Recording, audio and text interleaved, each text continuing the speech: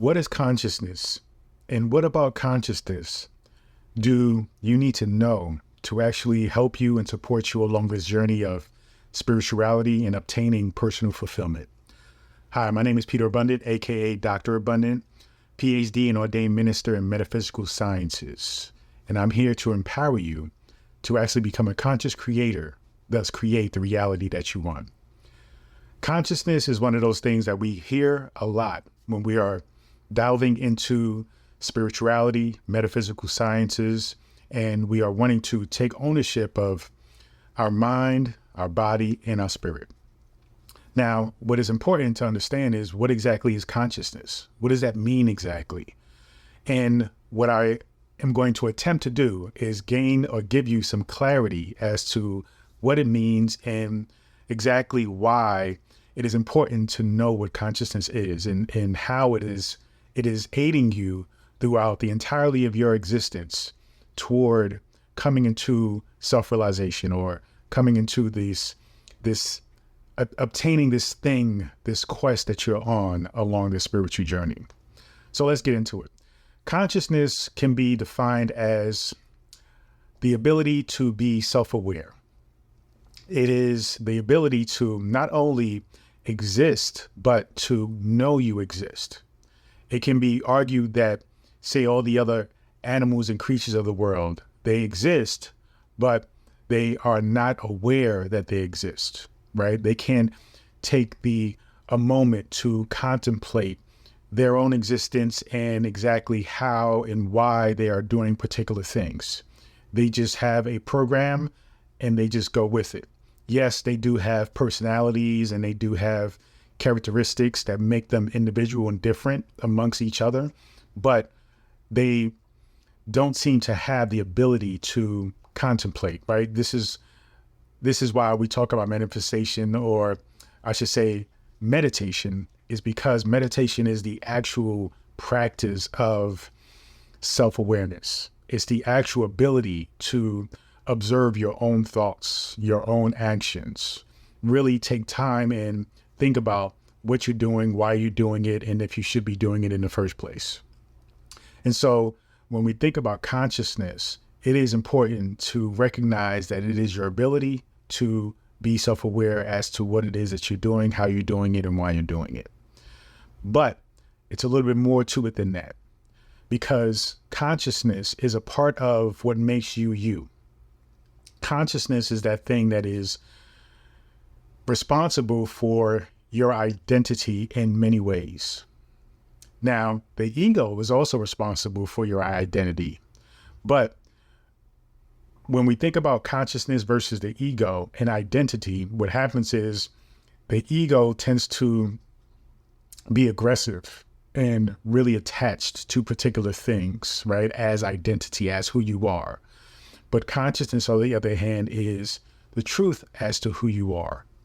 And consciousness goes into the metaphysical or the spiritual aspects of who you are. Like when you think about intuition, when you think about gut feelings, when you think about having a random, insight or inspired to do a certain thing, that can be something that is understood as coming from your consciousness. Even your talents, your abilities, the things that make you truly, authentically and you, right? And something that you can't really copy, you can't mimic, but it is something that is original and unique to you. That is what I call consciousness.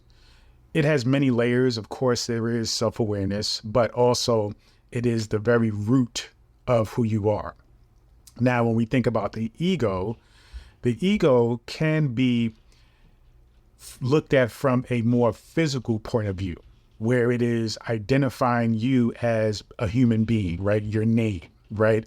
What you look like, your body type, what you feel like is who you are on a very superficial and societal kind of perspective. Okay. So when we think about consciousness as being you, that is the core of who you are. That is your very essence.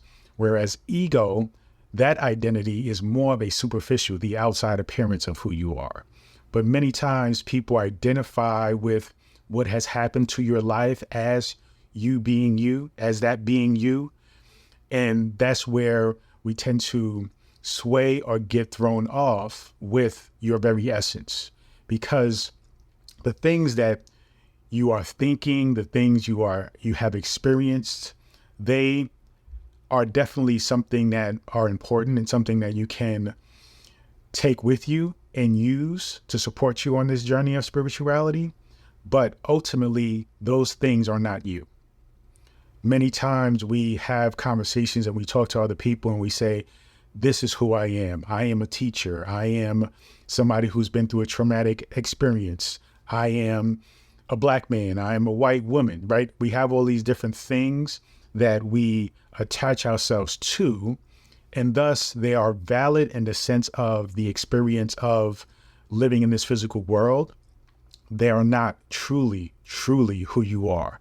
And consciousness is truly, truly who you are. And that goes beyond physical, that goes beyond gender, that goes beyond, sexual orientation, right? It goes way beyond all those things. It gets into the deepest layer of who you are, and it strips away or takes away all the other things.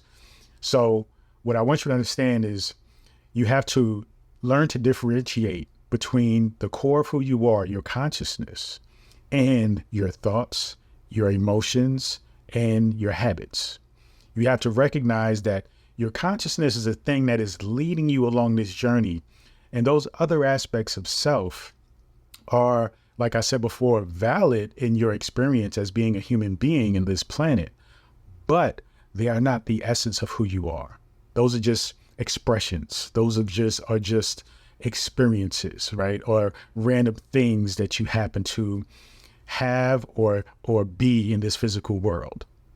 Now, you must understand how to differentiate those things by really just asking yourself those questions like, yes, I am a Black man who's living in this world. There is an experience that comes with that, depending on what part of the world I'm living in. Now, is that truly who I am when I'm on this metaphysical journey, right? The essence of metaphysics, the definition of metaphysics is beyond the physical. So as we go deeper beyond the physical, yes, though I acknowledge the physical aspects of myself, beyond the physical, the truth of who I am is an individualized expression of the essence of all that is, right? God, we can say. That spark of who I am is truth, is the essence of this experience, right? This is our existence. This is who you are. And then everything else must be led from that or must come from that to experience a life that is more well-rounded and gives you more of a perspective as to how you're really needing to maneuver through this world. Because a lot of people identify with that ego identity. They think that's who they are, and they feel like something else is missing. Because in truth, that is not their core. That is just the outer shell, right? That is just the appearance. That is just the wrapping. But you have to get inside the actual wrapping, right? What's within the package? Besides looking at the cover of the book, okay, what is the real material? What is the value? What is the actual information? What is the core of this beautiful package that we are in, or that we are, capsulated within? So you must understand that you are beyond simply the emotions and the thoughts. Those are just expressions of processing of the mind, processing programs that you were giving as you were growing up. But when you get into things like meditation, right, mindfulness, contemplation, you can learn to bypass all those things, recognize that though they are, in fact, a part of the spectrum of who you are, they are not the core of who you are. And with the practices of meditation, mindfulness, you are observing those things, right? You are observing those things, and then you are actually going deeper to the core of not being the thoughts, not being the emotions, but recognizing you are what is often called the observer of the emotions, where you can actually, within yourself, take a step back from the emotions, from the thoughts, and just pay attention and watch those thoughts as they come in and out of your mind. Watch those emotions as you feel them and they go away and you have another emotion. So the important thing is consciousness is that observer part. Consciousness is that essence of your ability to look at all the other aspects of self and put them aside, and look at them objectively as much as possible and put them in their proper place. So as you maneuver through life, you can maneuver through life in a mindful way that allows you to be empowered to make better decisions. Recognize that you are the creator of your universe, right? Thus, now able to create whatever universe you desire, what reality you desire. Have and dismantle, dissolve whatever belief systems there is or that you want. You see, so it really allows you to gain true power over your reality, your existence, your experience here. So you must recognize that consciousness is truth, whereas all the other aspects of self, they're a little bit skewed because they're only there to be experienced in this physical realm. Remember, this physical realm, though it is real, it is not truth. And I know that can be confusing and interesting, but when you think about it and when you get into meditation, mindfulness, you begin to peel away the layers and you begin to understand and see who you truly are. Thank you so much. Feel free to go to drabundant.com, subscribe to my daily newsletter, and get access to this free ebook, The Power Within. And I invite you to join my Conscious Creator Circle. It's a subscription-based membership that allows you to get more information, more access, and personal coaching from me. I look forward to seeing you next time. Continue to join me on this journey. Peace and abundance always.